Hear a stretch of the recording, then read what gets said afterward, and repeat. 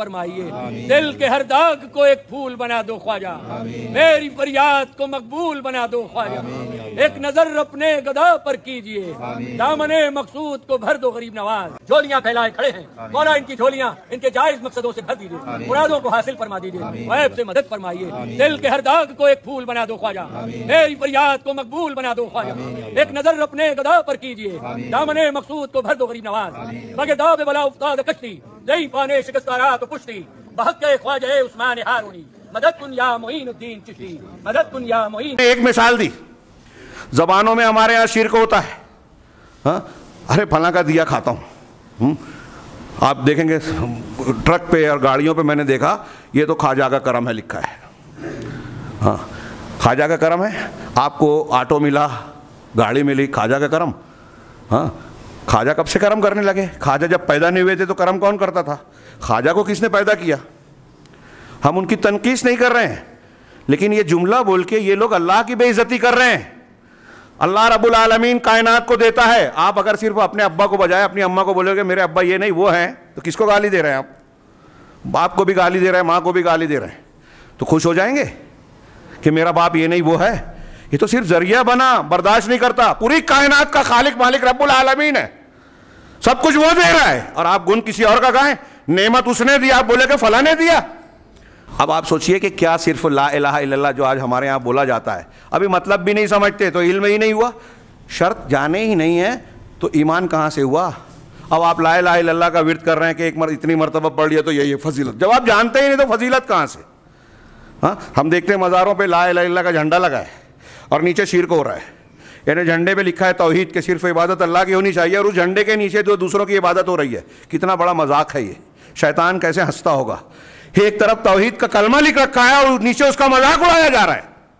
ہمارے یہاں کامن ہے، آپ ہندوستان میں تو دیکھتے ہی ہیں، یہاں وقت نہیں ہے اس لیے میں بہت شارٹ میں یہ باتیں کہہ رہا ہوں اختصار کے ساتھ، کہ توحید کی یہ شرائط سامنے رکھیے۔ اور پھر ایک اور موضوع ہے، علماء نے باقاعدہ اس پر کتابیں لکھی ہیں، نواقض ایمان، نواقض لا الہ الا اللہ، نواقض ایمان الگ الگ ناموں سے، کہ لا الہ الا اللہ کو توڑ دینے والی چیزیں۔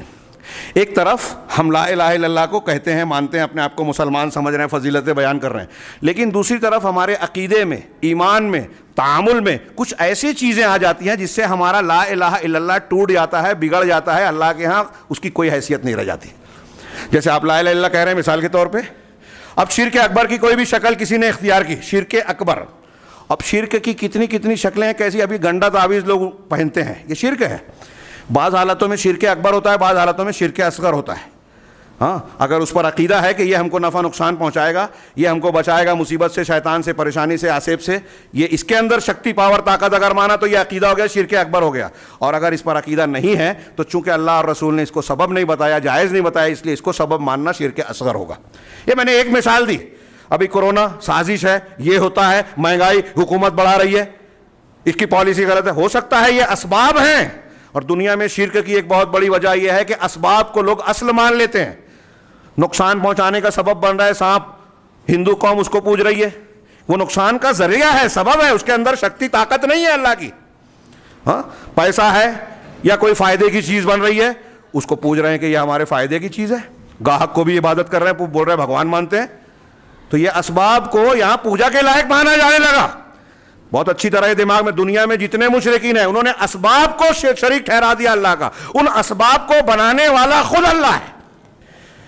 تو یہ دوسری بات یاد رکھیے کہ توحید کی شرائط بھی اچھی طرح سمجھیں کہ ہم لا الہ الا اللہ کہہ رہے ہیں، ہم لا الہ الا اللہ جب کہہ رہے ہیں تو ہم پیدا ہونے کے مقصد کو پورا کر رہے ہیں۔ ایاک نعبد و ایاک نستعین نماز میں پڑھ رہے ہیں تو ہم اسی عہد کی تجدید کر رہے ہیں۔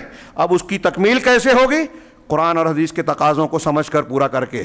اگر ہم نے توحید کی خلاف ورزی کی، ہاں نواقض ایمان بہت سارے ہیں، تو ہمارا لا الہ الا اللہ ٹوٹ جائے گا، اور لا الہ الا اللہ ٹوٹ گیا تو پھر ہم اسلام سے باہر ہو گئے، اور اگر بغیر توبہ کے مر گئے تو کبھی جہنم سے نہیں نکلیں گے۔ اللہ ہمیں محفوظ رکھے۔ السلام علیکم سامعین، ویڈیو پسند آنے پر اپنے دوستوں کے ساتھ واٹس ایپ اور سوشل میڈیا پہ شیئر کریں۔ ایسے ہی اور ویڈیو دیکھنے کے لیے ہمارے چینل کو ضرور سبسکرائب کریں۔ جزاک اللہ۔